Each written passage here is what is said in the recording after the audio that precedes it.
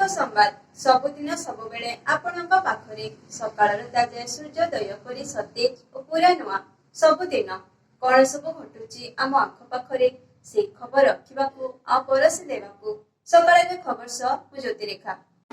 बलांगीर जिला स्तरीय जातीय पंचायतीराज दिवस स्थानीय सदर महकुमा स्थित भीमभोई मेडिकल कॉलेज एवं हॉस्पिटल प्रेक्षालय ठारे अनुष्ठित होईछि।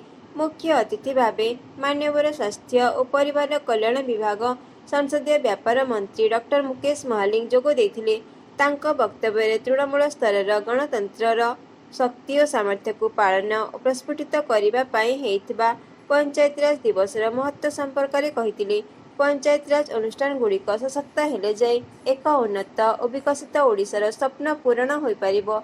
73तम संविधान संशोधन कार्यकारी हेबा परे भारत में पंचायतीराज व्यवस्था को संवैधानिक मान्यता प्रदान करने सह ग्रामीण स्वयं शासन को सशक्त करथिला।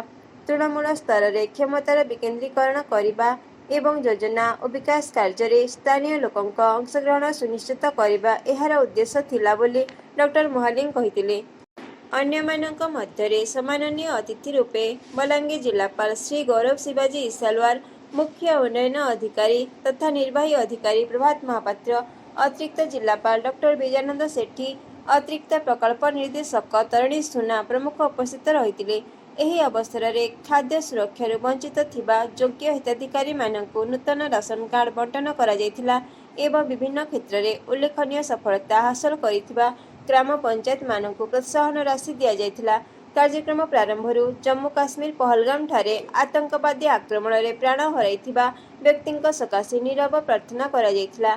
उपस्थित लोके राज्यस्तरीय कार्यक्रम को आभासी माध्यम देखिथिले। विप्लवी कवि सांबादिक गौरव शिवप्रसाद पांडेयଙ୍କ 17तम श्राद्धवार्षिकी उपलक्षे स्थानीय टाउन बालिका उच्च विद्यालय सम्मेलनी कक्षरे मंगलवार संध्यारे भारतीय गणतंत्र एवं संविधान रे सुक्रुडुगुरଙ୍କ भविष्यत शीर्षक आलोचना चक्र अनुष्ठित होईछि। स्मृतिबिंदु फाउंडेशन पक्षरु नाट्यभूषण जगदानंद छुरियाଙ୍କ सभापतित्व आयोजित आलोचना चक्र रे आलोचक भावे समाजसेवी विचारक तथा चाषी नेता श्री लिंगराज एवं उपदेष्टा प्रोफेसर मधुसूदन पति योगदान करथिले।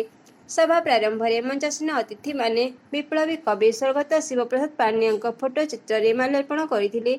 आलोचक लिंगराज तांको वक्तव्य रे कहिथिले जे शताधिक वर्षर लड़ई और संघर्ष परे भारत में सांविधानिक गणतंत्र प्रतिष्ठा होईछि।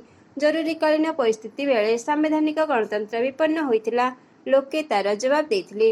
यापर अनेक थर सांविधानिक गणतंत्र को विपन्न करिबारे उद्यम होईछि। 2024 निर्वाचन में संविधान सुरक्षा प्रसंग होइथिबा विशेषज्ञ माने मत देइछन्ति। देशर निरक्षर साधारण लोके एहार जवाब दे कौनसी दल को संख्या गरिष्ठ हेले नाही। एथिरे संविधान सुरक्षा को नहीं नागरिकों मत स्पष्ट। सांविधानिक गणतंत्र सुरक्षा दिगरे विप्लवी कवि और सालिस विहीन सांबादिक भावे स्वर्गत पांड्या सारा जीवन साधारण वर्ग को उद्बुद्ध करी आसिथिले बोली लिंगराज कहिथिले।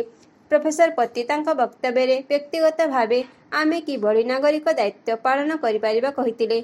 सभापति अभिभाषण रे नाट्यभूषण छुरिया स्वर्गत पांड्या सांविधानिक अधिकार को नहीं संघर्ष विषय कहिथिले। आलोचना चक्र रे संदीप कुमार कुंवर संयोजना करथिले।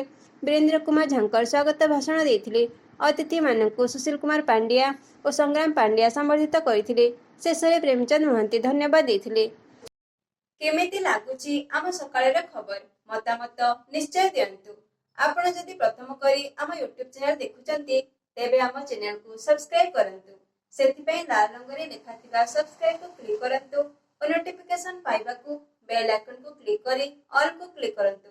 एथरा आम सकाळर खबर पहुंचे जिवो आपनक नोटिफिकेशन बॉक्स रे।